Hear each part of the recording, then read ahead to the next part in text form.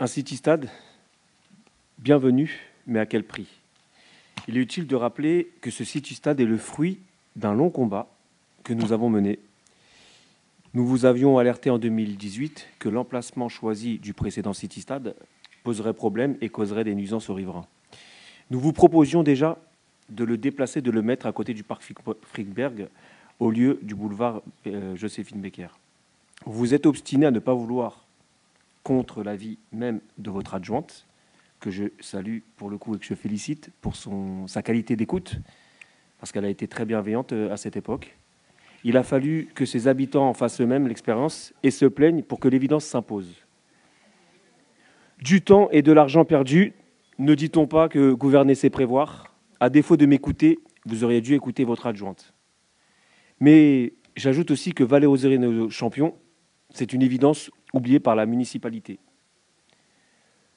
Hugo Desca, champion olympique et champion du monde de hand, il faisait partie de l'équipe des experts, est un immense athlète. Il mérite bien évidemment d'être honoré et valorisé. Pourtant, il est resté ignoré jusque-là par la ville. Ce Villérin, qui a foulé les terrains de Jaurès et du gymnase Abel Rosbit, avant d'arriver au sommet du hand, aurait dû être mis en lumière depuis un moment, notamment pendant les JO. Je rappelle qu'il y a des villes qui ont projeté les matchs de leurs héros, qui ont projeté les portraits de leurs héros. Nous, rien du tout. L'attribution d'un espace dans la ville nécessite une cohérence et une concertation avec la population. Et ce quartier ne fait pas exception. La dénomination de ce City-Stade doit être en phase avec l'histoire qu'il porte, ses souvenirs et ses victoires. Et le quartier de Haute-Nou ne manque pas de sportifs de haut niveau. Je pense à Aminata Doucouré, handballeuse professionnelle et internationale qui a commencé sur la pelouse Friedberg, notamment avec Ali, coach de Villiers EC Hand, avant de rejoindre l'INSEP, puis une carrière professionnelle.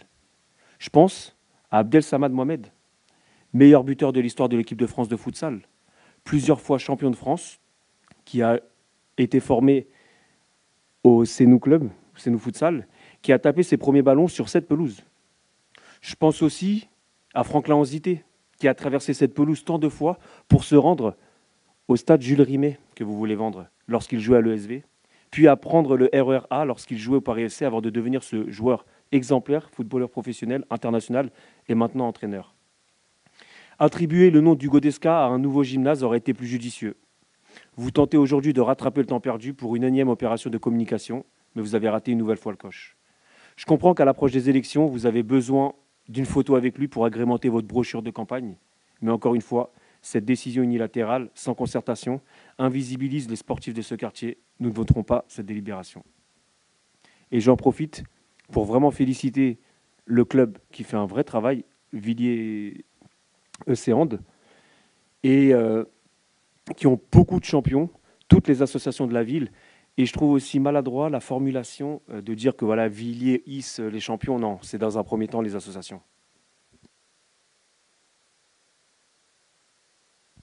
Je me vois donc